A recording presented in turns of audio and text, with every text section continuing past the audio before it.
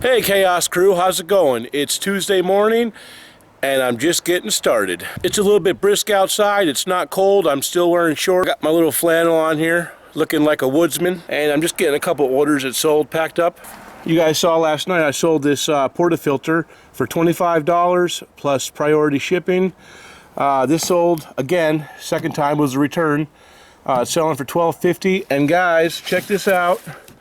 That microwavable Rubbermaid set sold for $59.95, plus the buyer paid $12 and some change priority shipping. So guys, I just wanted to reiterate how important it is to price higher, because you can't get it if you don't ask for it.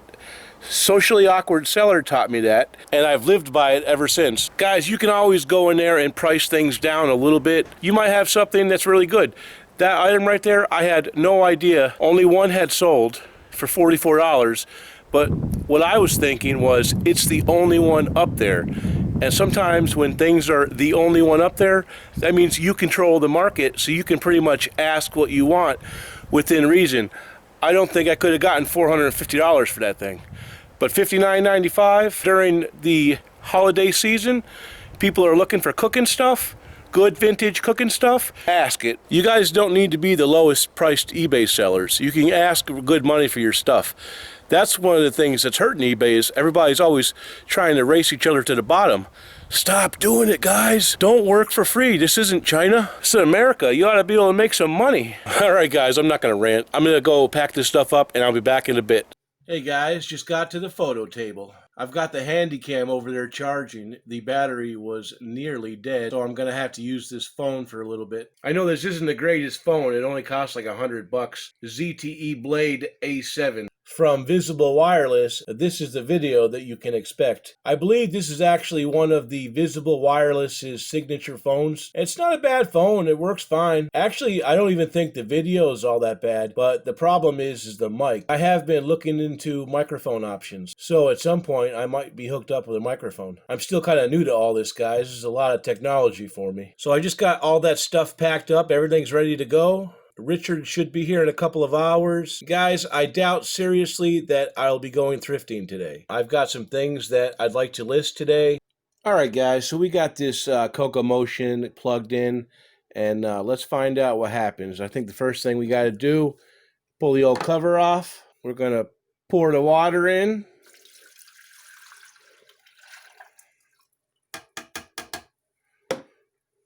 And make sure to put the cap back on properly.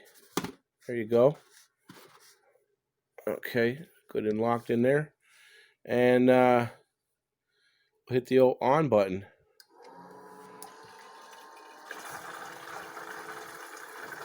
And we'll be back in a second, guys, after it heats up. All right, so the tornado effect is going on there. It's spinning fine. It's heating up nicely. I'm going to turn it off. I'm going to let it go for another minute or so and feel the water, see how warm it is. I think this thing actually shuts off when it's done. Oh yeah, that definitely works well, boys.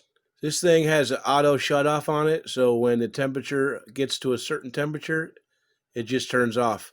And look at that, guys. That is hot water. Oh yeah, that's like boiling water, man. That'll make a nice cup of hot cocoa for you. Somebody's gonna enjoy this. I'm gonna go pour this out and dry it out, and then we're gonna photograph it. All right, guys. So we just got done putting this in a box, crumbling up newspaper. Remember, guys, newspaper is cheap. Use plenty of it. I'm just gonna put a few more pieces on top here. Get a little down there, cover it. You know, you want to make sure you're filling that void. A little there, a little right there, a little here, and a little here. And then I'm going to tape it off. All right, so we just taped that thing off, and now what we need to do is find out how much it weighs. We know what the dimensions are going to be. So it looks like this thing is going to be about 4 pounds and 3 ounces. Now I could just try to take a little bit of paper out to get it down to 4 pounds even, but I don't think it's going to make that much of a difference. Whenever I sell items like this, my target demographic are people that live within the Northeast region.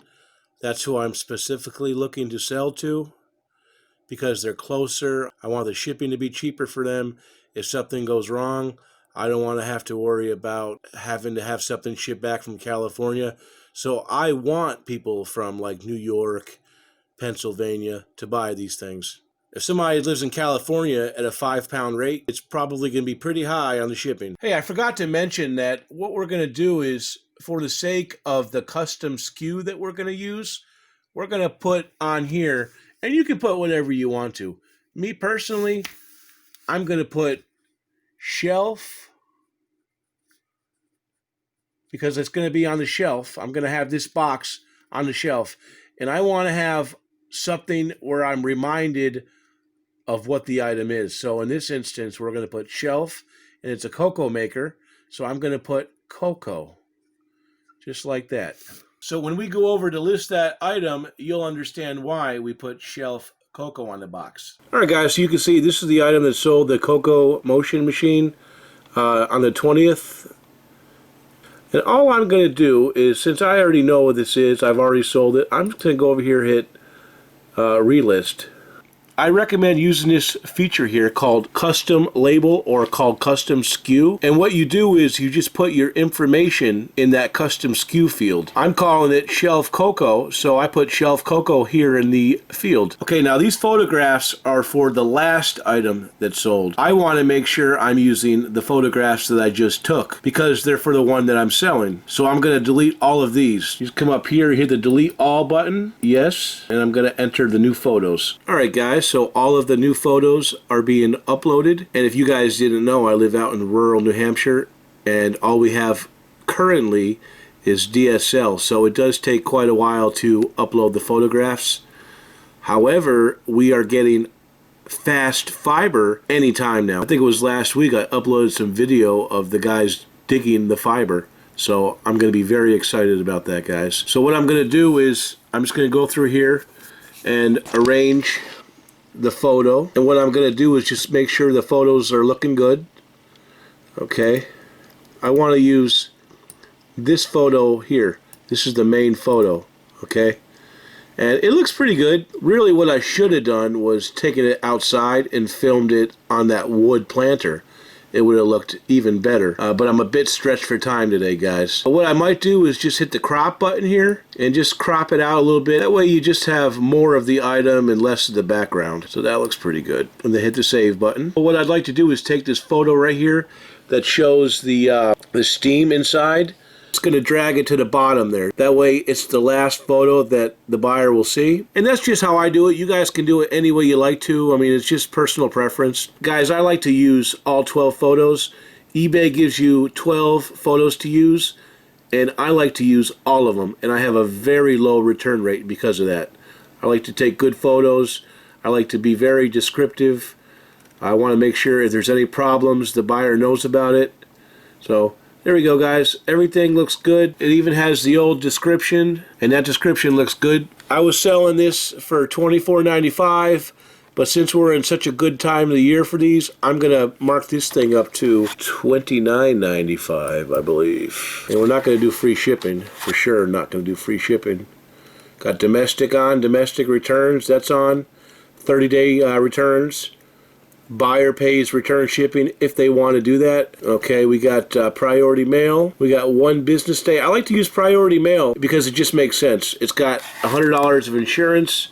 If something happens, you're good to go. I'm confident this works well, so I'm going to offer international shipping. I don't do that on every one, but I use the global shipping program. The last setting for this was 4 to 5 pounds. We're going to keep that just like it is. And then you just come down here. You hit the list button, and you are listed. And there you go, guys. You got one completely listed Mr. Coffee Cocomotion. And that's how I use the custom SKU, guys. You don't have to use the custom SKU. If you don't have a lot of items, maybe it doesn't matter, but I think it's a really good policy. You don't want to be disorganized in your business practices, or you'll lose money. And you don't want to be losing money now, do you? Alright, so all I do after I list it is I just take the box, put it here on the packed shelf. Mostly this is just packed stuff, but there are some other items. I'm actually going to probably be giving those bowls away to my uncle tomorrow. But that's it, guys. Whenever it sells, I'll just come out here. It'll already be packed. The weight will already be on it, and I'll just slap a label on it. It's going to end up saving you time in the long run. Alright, guys. I'm not trying to be out here too long because it's 37 degrees. But I figured I'd take a couple photos of this 511 tactical jacket. And I got a sweater down there, too. So I'm going to hurry up and get this stuff done, and we're going to get back inside. Hey guys, how's it going? It's 10:30 p.m. and I'm just testing out this popcorn maker. Yeah guys, I just loaded this bad boy up and I want to see what happens. I'm hungry for a little popcorn. So I was able to unpack that West Bend cooker, and I thought I was going to end up selling that Sunbeam cooker that I had, that stainless steel one, but I think the top handle is stripped.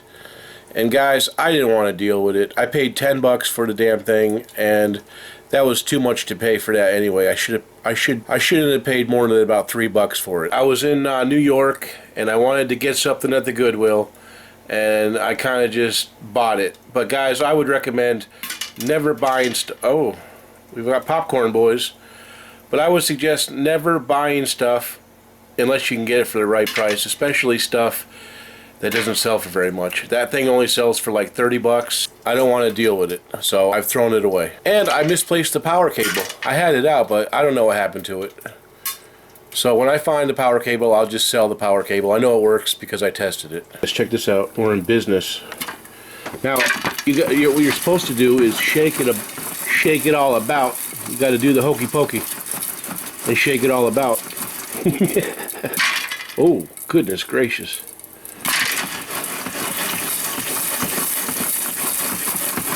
Look at that. Now, this right here, you're supposed to, I don't know, I think you're supposed to put butter in this little tray. There's like a little tray there, and you're supposed to put some butter in there, but I'm not going to do that. I put a little bit of vegetable oil in here, but maybe I'll put a little butter on it later. I love me some popcorn, especially at the movies. Although I haven't been to a movie theater in about 2 years. Do you guys go to movie theaters? I used to go all the time back when I was working. Check this out, guys. That thing is doing real nice. Yeah, it's definitely working, guys.